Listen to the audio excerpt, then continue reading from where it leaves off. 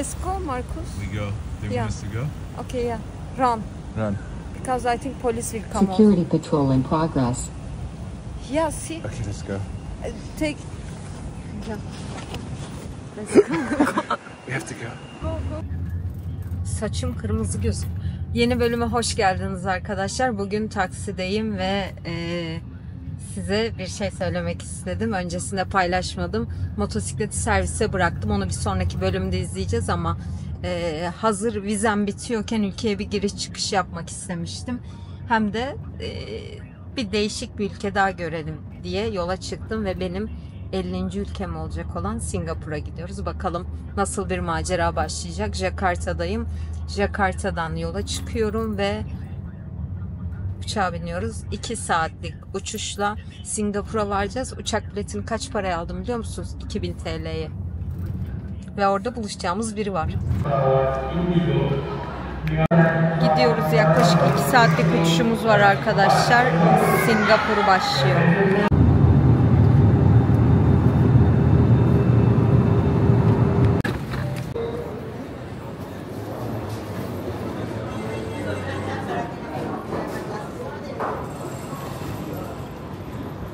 Nerelere geldik bir bilseniz.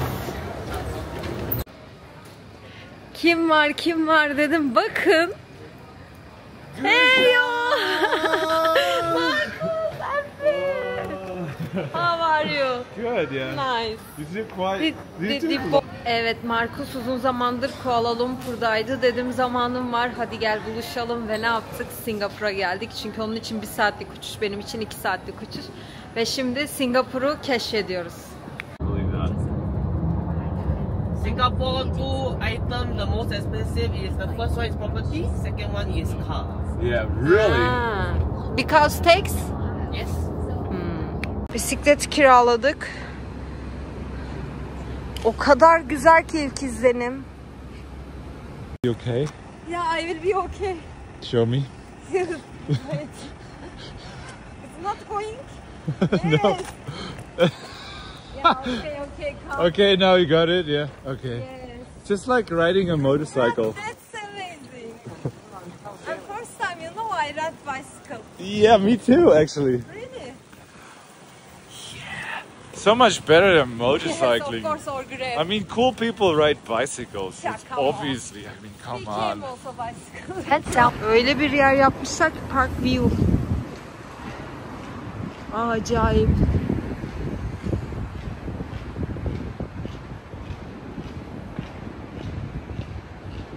Arkadaşlar, Singapur benim 50. ülkem ve ben ilk defa kendimi bir film sahnesinin içerisinde hissediyorum. İlk defa bu hisse sahibim. Acayip. Bak. Ve sadece random geziyoruz.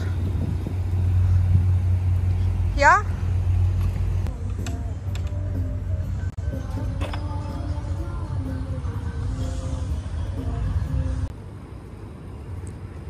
Gecesi çok ayrı. How do you lock it now? Now I will show the QR code. $3. I can't. You have to lock it Huh. first.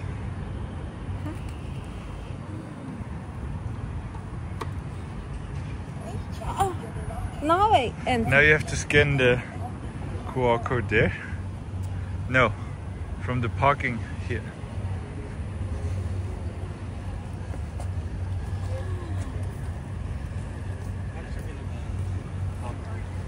Now you parked. That's so cool. And look where we are. Wow. I think it's done.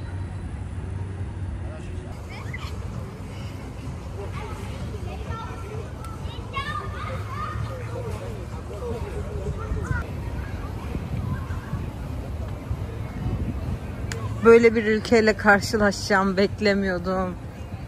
Bu ne? Bu nasıl bir şehir?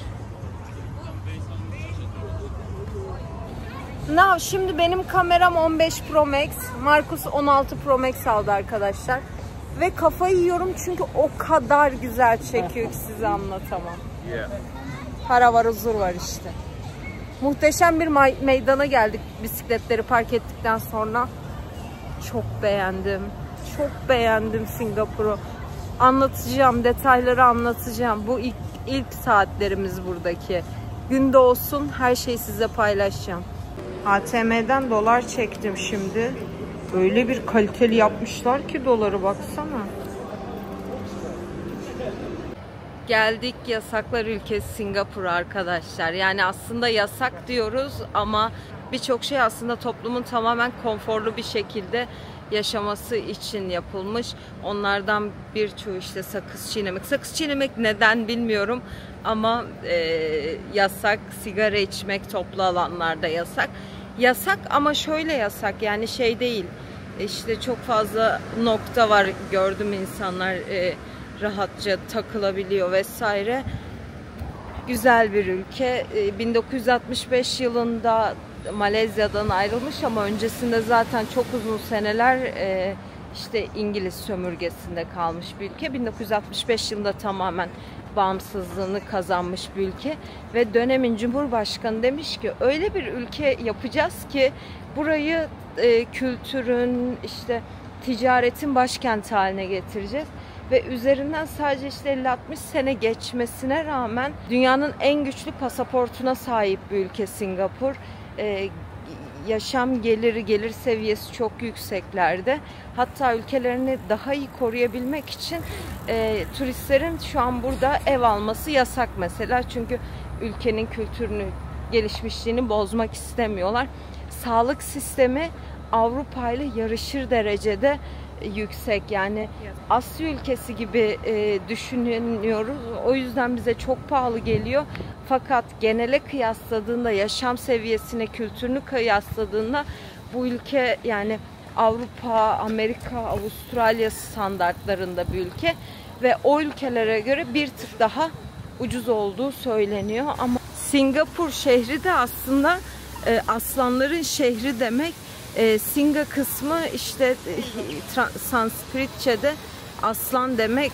Pur ismi de şehir anlamına geldiği için biz Singapur'u aslanlar şehri olarak çok rahat bir şekilde nitelendirebiliyoruz.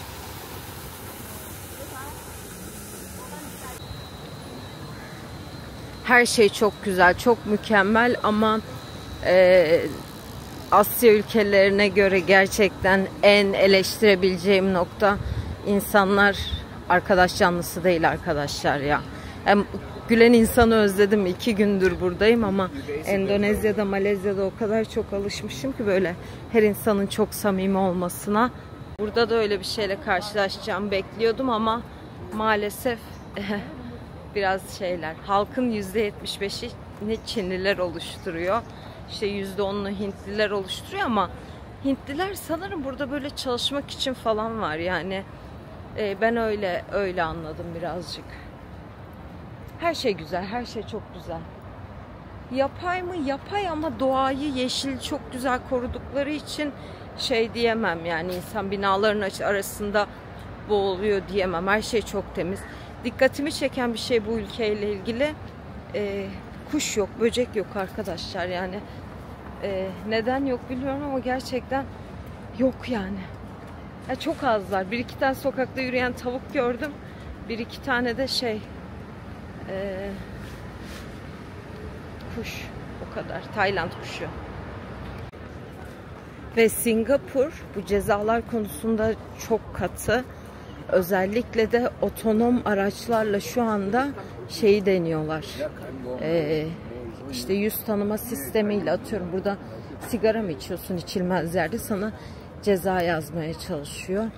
Bu birazcık riskli. Havalimanında sizi bu arkadaş belki şikayet etmiş olabilir. Gerçekten azıcık problemli.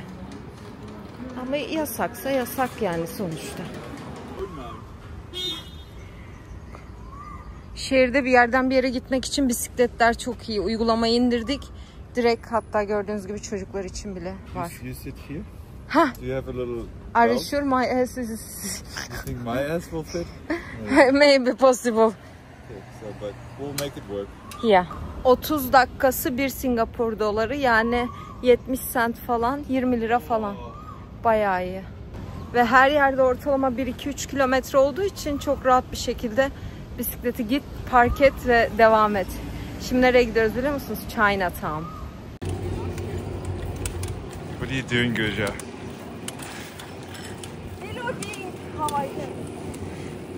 Film and drive. Yeah, yeah. It's our job. It's amazing.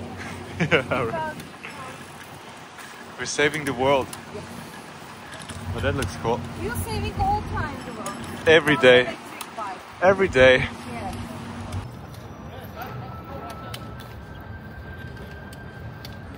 Sanki bir film sahnesine ışınlanmış gibi hissediyorum şurada bisiklet kullanırken. Bu tam otelin şeyi, önü, Bayfront. $2000 gecelik arkadaşlar.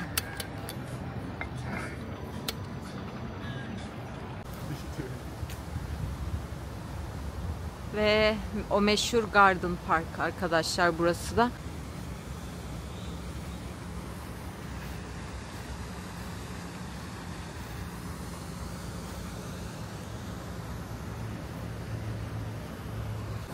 Burayla ilgili yasaklar ülkesi deniyor, işte sigara içilmez, sakız çiğnenmez. Ama şöyle bir şey söyleyebilirim ki yolda bir polis yok, her yerde kameralar tarafından izleniyoruz. Ama şey değil yani, böyle bir baskı sistemi yok. Sanki birazcık şey gibi, buraya gelen turistleri uyarmak üzerine yapılmış bir şey gibi. Ama tek kelimeyle mükemmel bir ülke. Şuranın güzelliğine bak.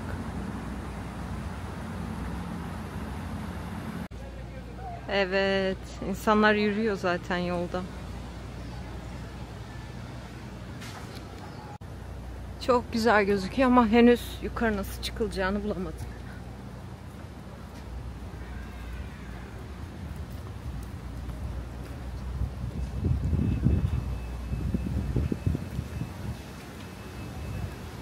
Hans, çok güzelsin.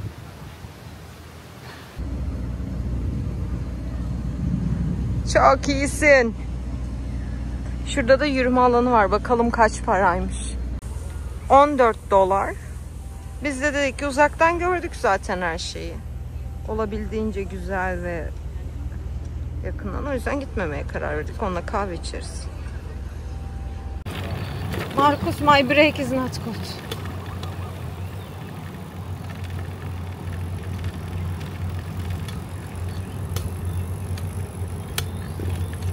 Muhtemelen ceza yiyeceğiz çünkü arkadaşlar burada yasak. Burası yasaklar ülkesi. Singapur'un çok pahalı olduğu söyleniyor. Ama size şöyle bir örnek verebilirim. Evet, otel pahalı. Ortalama $90 civarı. Ama mesela Starbucks'ta kahve ice americano 180 TL. Yani İstanbul'da yaşayan biri için dünyanın en pahalı ülkelerinden biri olan Singapur bile ne yazık ki pahalı bir ülke değil. Ne yazık ki.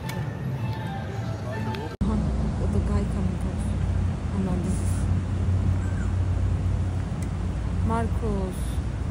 Guja, don't do Marcus. anything stupid now. Oh, he stops now. What? He stops. Marcus, really we are What the fucked. fuck? Marcus. Aha. Security patrol in progress. Ya vallahi is coming. Now we're fucked. Marcus is also coming. So many people come now. Really? Marcus, What's happening? What's happening? let's go, Marcus. Come on. We're smoking? I don't think we're allowed to. Ah, And then there's... I can take video also. What is he doing now? Yeah, let's go, Marcus. We go. Do you Yeah. want us to go? Okay, yeah. Run. Run. Because I think police will come out. Security patrol in progress. Yeah, see? Okay, let's go. Take... Yeah. Let's go. We have to go.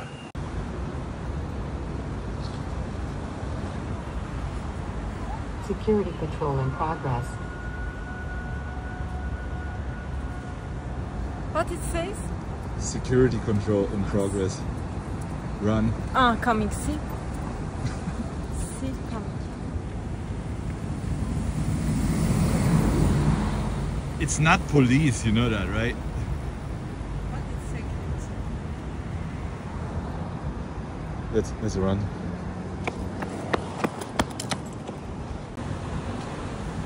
He's still there. Still there. He's following you, Goja. Yeah, that's little scary because I'm scared because we will go to airport and everything is digital there. Yeah. Then that's why maybe $2,000 the fee. No, I don't think so. Let's see Monday.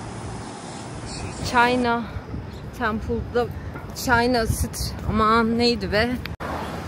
Her şey birbirinden o kadar güzel ki.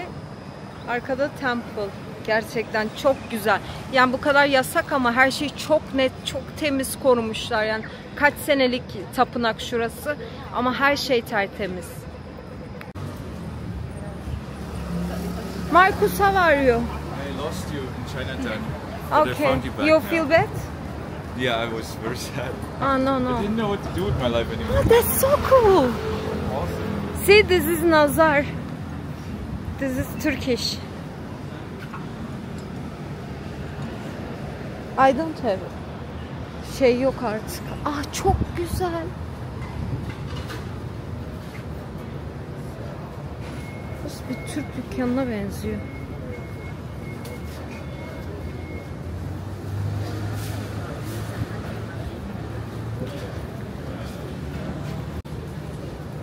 Birazcık incik boncuk gezdireyim sizi.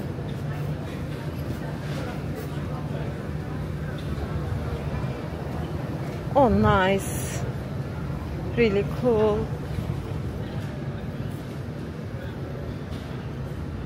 Arkadaşlar çok güzel bu Singapur'u ağlayacağım.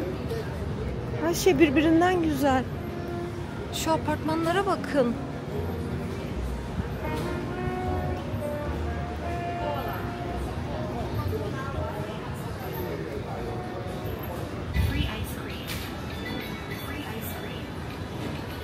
Temple'ın hemen arka sokağı burası. Şurası Temple. No. Click the link. Go to my channel. Free ice cream. Just watch 5 minutes. Burası da şeyde Chinatown'daki arkadaşlar kompleks hediyelik eşyaların vesaire olduğu yerler.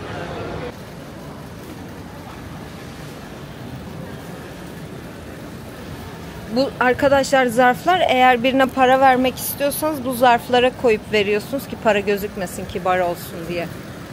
Bak. Çok güzeller. 3 kuruş pahalı olsun, kırmızı olsun derler. Dedikleri kadar var.